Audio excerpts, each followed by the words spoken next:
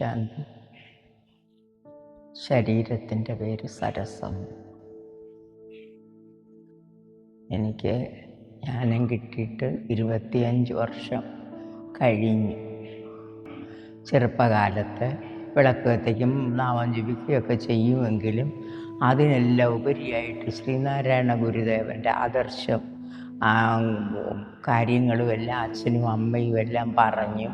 ആ ഒരു വിശ്വാസത്തിലും പരീക്ഷയ്ക്ക് പോകുമ്പോൾ എപ്പോഴും ഗുരുദേവനെ എന്തെങ്കിലും ഒന്ന് എങ്ങോട്ടേലും തിരിയുമ്പോഴും ഗുരു രക്ഷിക്കണേ, ഞങ്ങളുടെ കൂടെ കാണണേ എന്നുള്ള ഒരു ഓർമ്മയിലാണ് വളർന്നു വന്നതും പഠിച്ചതും എല്ലാം ചെയ്ത്. അങ്ങനെയെല്ലാമായി ജീവിതത്തിൽ ഒരുപാട് അനുഭവങ്ങളും കാര്യങ്ങളും എല്ലാം ഉണ്ടാകുമ്പോഴും പ്രതിസന്ധികൾ ഒരുപാടുണ്ടായിട്ടുണ്ട്. ഒരുത്തരോട് പരാതിയോ പരിഭവമോ ഒന്നും പറയാതെ ഇതെല്ലാം എൻ്റെ കർമ്മക്കണക്കാണ്, ഞാൻ അനുഭവിക്കേണ്ടതാണെന്ന് ഉള്ള ഉറച്ച വിശ്വാസത്തോടെ എപ്പോഴും ഗുരുദേവൻ്റെ ആ ഒരു രീതിയിൽ കഴിഞ്ഞു പോകുന്ന കാലഘട്ടത്തിൽ എൻ്റെ അടുത്തുള്ളൊരു വീട്ടിൽ, അതിനു മുമ്പേ ബ്രഹ്മകുമാരീസിൻ്റെ ക്ലാസ്സുകൾ നടക്കുന്നു എടുക്കുന്നു എന്നൊക്കെ പല കൂട്ടുകാരും വന്ന് പറയുകയും ചെയ്തപ്പോൾ എനിക്ക് വരാൻ പറ്റുന്നില്ല, ഒരു ചെറിയ ജോലിയുണ്ട്, അതൊക്കെ ഇട്ടിട്ട് വരാൻ പാടാ കുടുംബം ഇട്ടിട്ടെന്ന് പറഞ്ഞു. പക്ഷേ എൻ്റെ അടുത്ത് ഉള്ളൊരു വീട്ടിൽ വരുന്നത് കേട്ടപ്പോൾ എനിക്ക് പെട്ടെന്ന് ആകാംക്ഷ തോന്നി. ഇത്രയും അടുത്ത് വന്നപ്പോൾ ഇതെന്താണെന്ന് ചെന്നൊന്നറിയണം. അങ്ങനെ ഞാൻ പോയി ക്ലാസ് കേട്ടു. ആദ്യത്തെ ദിവസം ഉച്ച കഴിഞ്ഞ ഒരു ക്ലാസ് കേട്ട് കഴിഞ്ഞ ഉടനെ എനിക്ക് ഈ ഗുരുവിൻ്റെ ആ ചിന്തയും ആത്മാവിനെക്കുറിച്ചുള്ള അദ്ദേഹത്തിൻ്റെ ബുക്കുകളും അതിൻ്റെ ക്ലാസ്സുകളും സന്യാസിമാരിൽ നിന്നൊക്കെ ഞാൻ കേട്ടിട്ടും എല്ലാം ഉണ്ട്. അപ്പോഴൊന്നും ഈ ആത്മാവ് എന്തോ എങ്ങനെ ഇതിനെപ്പറ്റി ഒന്നും അങ്ങോട്ട് ഒരു ഇതുമില്ല. ക്ലാസ് കേൾക്കുന്നു, ചായ കുടിക്കുന്നു, ഇങ്ങനെ പോരുകയും ചെയ്തു. അതേ സമയത്ത് ഈ ക്ലാസ് ഫസ്റ്റ് ദിവസം കേട്ടപ്പോഴേ എനിക്ക് ഇതെന്താ, ഇനി ഇതിൻ്റെ ആഴത്തിലേക്കൊന്ന് പോകണം, സമയമില്ലെങ്കിൽ ഇത് കേൾക്കണം എന്നുള്ള ഒരു തയ്യാറെടുപ്പിൽ ഞാൻ പിറ്റേന്ന് പോകാനൊരുങ്ങിയപ്പോഴത്തേക്കും എൻ്റെ അമ്മ വഴക്കുറഞ്ഞു. ഇന്നലെ ഒന്ന് പോയതാണോടി, ഇന്ന് കുഴപ്പമായിപ്പോയി. എന്നിട്ട് ഞാൻ പറഞ്ഞ പറ്റത്തില്ല, എനിക്കിതെന്താണെന്ന് അറിയണം, എനിക്ക് പറ്റുന്നതാണെങ്കിൽ ഞാൻ തുടരുമെന്ന് പറഞ്ഞ് ഞാൻ നിർബന്ധിച്ച് വളരെ സന്തോഷമായിട്ട്. സമയത്തിനൊക്കെ എനിക്ക് ഒരുപാട് പരിമിതികളുണ്ടായിരുന്നു. ഒരു ചെറിയ ജോലിയുള്ള കാരണം ഈ ക്ലാസ് സമയത്ത് അന്ന് സിസ്റ്റേഴ്സൊക്കെ ആഴ്ച ഒരു ദിവസമൊക്കെ വരത്തുള്ളൂ ക്ലാസ് കേൾക്കാൻ. ആ സമയത്ത് എത്തിപ്പിടിച്ച് ക്ലാസ്സുകൾ കേട്ട് ഈ മുരളിയൊന്നും വായിക്കുന്നത് എന്നും പറയുമ്പോൾ എന്തുവാണെന്ന് അത്ര അങ്ങോട്ട് അതിനെപ്പറ്റി ഇത് വായിക്കുന്നു എടുക്കും മനസ്സിലാവും. പിന്നെ ക്ലാസ് കേട്ട് ഇതെല്ലാം നല്ല ഉറപ്പായി ആത്മാവായ ഞാൻ പരമാത്മാവിൻ്റെ സ്നേഹത്തിലാണ് എല്ലാ കാര്യങ്ങളും ചെയ്യുന്നതെന്നും എല്ലാം പെട്ടെന്ന് പടിയായിട്ട് അറിയാനും എടുക്കാനും ഒത്തിട്ടുണ്ട്. മുതിർന്ന സിസ്റ്റേഴ്സ് മൗണ്ട് അബുവിൽ ഒറ്റയൊരു പ്രാവശ്യമേ ഞാൻ പോയിട്ടുള്ളൂ. എന്നും പോകുന്നവരുള്ള പ്രതീതി എനിക്കുണ്ട്. അതെന്ന് വെച്ചാൽ ട്രെയിനിലെ യാത്രയല്ല, എനിക്കൊരു ശകലം ബുദ്ധിമുട്ട് ഉണ്ട്. അതുകൊണ്ട് പോകാത്ത അന്ന് പോയി മുതിർന്ന ദാദിമാർ എൻ്റെ തലയെ തൊട്ട് ദാദിമാരോട് ചേർന്ന് പുറകിലായിട്ട് ഫോട്ടോയിൽ ബാബ നിന്ന് ഞാൻ കാണുന്നത് പോലുള്ള ബാബയുടെ ഫോട്ടോയുടെ മുമ്പിലാണ് അവരിയ്ക്കുന്നത്. അപ്പോൾ ബാബയെ ഞാൻ നേരിട്ട് കണ്ടിട്ടില്ല, മുതിർന്ന ദാദിമാരെ ഞാൻ നേരിട്ട് കണ്ട് അവരുടെ അനുഗ്രഹം എനിക്ക് കിട്ടി. എൻ്റെ തലയെ തൊട്ട് അതിൻ്റെ ആ പ്രസരിപ്പ് എനിക്കിപ്പോഴും നിമിഷവും കണ്ണടച്ച് തുറക്കുന്നതിന് മുമ്പ് എൻ്റെ മനസ്സിലത് വരുമോ. പിന്നെ ദാദിമാരുടെ ഒരുപാട് അനുഭവങ്ങളും എനിക്ക് പറയാനുണ്ട്. ശംഖുമുഖം കടപ്പുറത്ത് ഒരു സംഗമം ഉണ്ടായിരുന്നു. രഥത്തിൽ ഈ ദാദിമാരെ എഴുന്നള്ളിച്ച് കൊണ്ടുപോയി ഞാൻ ഇതെന്താ ഇങ്ങനെ എഴുന്നള്ളിച്ച് കൊണ്ടുപോകാനൊക്കെ എന്ന് പറഞ്ഞ് ഞാനും അത് നോക്കിക്കണ്ട് അവിടെ നിന്നപ്പോൾ അതിഘോരമായ മഴ വന്നു. കാർമേഘം നിറഞ്ഞ് ആകാശം മൊത്തം ഇരുളടഞ്ഞു വന്നു. അപ്പോൾ പ്രകാശ്മണി ദാദി കൊടി വീശിക്കൊണ്ട് പറഞ്ഞു, ആരും സീറ്റിൽ നിന്ന് എഴുന്നേക്കരുത്, എല്ലാവരും സീറ്റ് സെറ്റ്, ഒരു തുള്ളി മഴയും നമുക്ക് പെയ്യത്തില്ല. കൊട പിടിച്ചോണം 10,000 കണക്കിന് ജനങ്ങളുടെ പുറത്ത് ഒരു തുള്ളി വെള്ളവും വീഴാതെ ആ മഴ കാറ്റിൽ എങ്ങനെ പോയി കടലിലേക്കത് പോയത് ഞാൻ കണ്ട് എനിക്കിപ്പോഴും അത് പറഞ്ഞറിയിപ്പിക്കാൻ, അതിന് പറയാനൊരു വേദി ഇത് കിട്ടിയത് ഞാൻ വളരെ ഭാഗ്യമായിട്ട് വെച്ചേക്കുന്നു.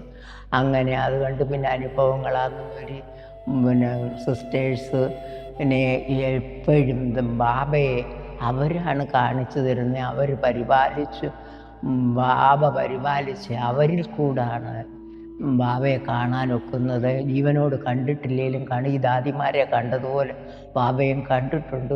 അപ്പോഴെല്ലാം ഈ ഗുരുദേവൻ്റെ ഇതും ഗുരുദേവനെ ആദ്യം കണ്ട ഗുരുവിനെ എപ്പോഴും എൻ്റെ മനസ്സിലോർത്ത് അതിനേക്കാളും തെളിച്ചറിയാനാണ് ഈ ബാബ വന്നേക്കുന്നത്. സത്യം ഒന്നുകൂടി അറിയാനാണ് വന്നേക്കുന്നതെന്ന് നല്ല ഉറച്ച വിശ്വാസത്തിലാണ് മുന്നോട്ട് പോകുന്നത്. പിന്നെ എൻ്റെ കുടുംബത്തിലുള്ളവരൊന്നും ഇത് നോളജ് വന്നില്ലെങ്കിൽ അവരെല്ലാം എനിക്ക് സഹകരണം എപ്പോൾ വേണം എന്നെ കൊണ്ടാക്കും, വിളിച്ചുകൊണ്ട് പോവും. എന്തെങ്കിലും ആവശ്യങ്ങൾ എന്ത് പറഞ്ഞാലും ആവശ്യമൊന്നും ഞാൻ പറയത്തില്ല, ആരെടുത്തും അങ്ങനെ ഒന്നും ഞാൻ പറയത്തില്ല. എന്നാലും എല്ലാത്തിനും എനിക്ക് സഹയോഗമാണ്. ആരെയും ഭരിക്കാനോ അധികാരത്തിനോ ഒന്നും ഞാൻ പോകത്തില്ല. അവർക്കുള്ള ഡ്യൂട്ടി അവർ, എൻ്റെ ഡ്യൂട്ടി ഞാൻ. എപ്പോഴും ഞാൻ എൻ്റെ ഒന്നും വേറൊരാളെ അടിച്ചേൽപ്പിക്കാനോ ഒന്നും ചെയ്യത്തില്ല. സഹയോഗികളായിട്ട് ആര് വന്നാലും എൻ്റെ സഹയോഗത്തിലുള്ളവരെ എല്ലാവരുടെ മനസ്സിലെ കാര്യങ്ങൾ എനിക്ക് ഏറെക്കുറെ 85% എനിക്കറിയാൻ സാധിക്കും. ആ രീതിയിൽ ഇന്നും ഈ നിമിഷം വരെ ഇടപെട്ടുകൊണ്ടിരിക്കുക. പിന്നെ മദ്രാസിലൊരു ബട്ടിക്ക് പോയി. ഞാനതും ട്രെയിനിൽ എനിക്ക് രാത്രി ഉറക്കമൊന്നും ഇല്ലാത്തതുകൊണ്ടല്ലേ എല്ലാ വർഷവും ഞാൻ പോയേനെ. AC എനിക്ക് പറ്റുന്നില്ല. പോയി ആ ബട്ടി 3 ദിവസം അവിടെ താമസിച്ചു. ആ പിന്നെ സിസ്റ്റർ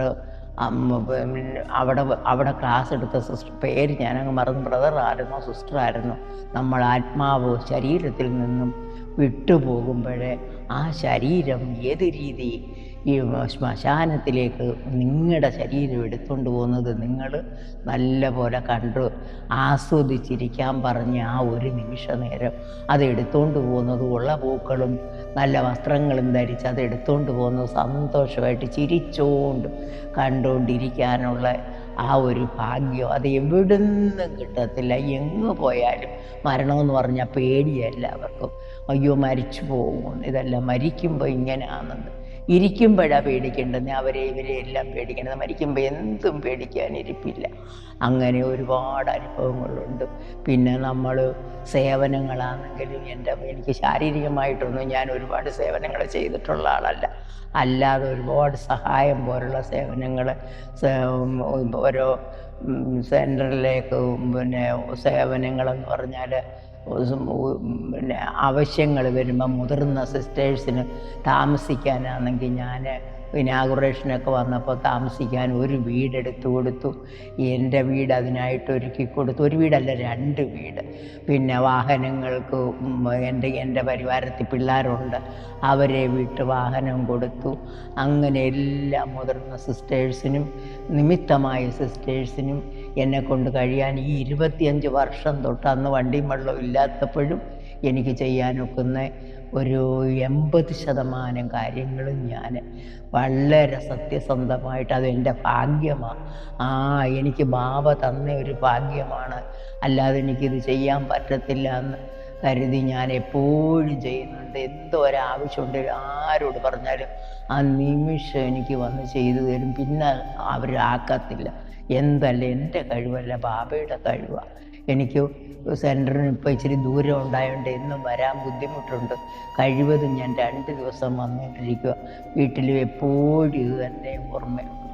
എല്ലാം കൊണ്ടും ഭഗവാന് കൂടെയുണ്ട്. ഇനി അന്തിമ സമയം ഭഗവാന് പിന്നെ മുരളി പറയുന്നത് പോലെ വെണ്ണയിൽ നിന്നും മുടിയെടുത്ത് മാറ്റുന്നത് പോലെ എന്നെ കൂട്ടിക്കൊണ്ടു പോകണേ എന്ന് ഞാൻ ആത്മാർത്ഥമായിട്ടും ബാബയോട് അപേക്ഷിക്കുകയല്ല, അപേക്ഷയല്ല, പറയുക, സത്യസന്ധമായിട്ട് പറയുക. എല്ലാവർക്കും എല്ലാ സെൻറ്ററുകളും ഇതിനേക്കാളെല്ലാം വർഷങ്ങൾ കഴിയും തോറും നമ്മുടെ പ്രസ്ഥാനം ഉയരത്തിലേക്ക് പോട്ടെ. ഞാൻ കണ്ട വർഷത്തിലേക്കാളും പോലെ എല്ലാ വിശേഷങ്ങളും എന്ന് പറയുമ്പം എൻ്റെ മനസ്സിലതെല്ലാം ഉണ്ട്. ഇനി ഉയരങ്ങളിലേക്ക് വരട്ടെ. എല്ലാതും നിമിത്തമായ സിസ്റ്റേഴ്സിനും ദാദിമാർക്കും എല്ലാവർക്കും ബാബ ഒന്നുകൂടി ഇത് കൊടുത്തു. ലോകമേ പ്രശസ്തി ഇപ്പോൾ ഉള്ളതിൻ്റെ 100 ഇരട്ടി പ്രശസ്തിയിലേക്ക് എത്തട്ടെ എന്ന് ഞാൻ ആശംസിച്ചു കൊടുക്കുന്നു. ഓം ശാന്തി.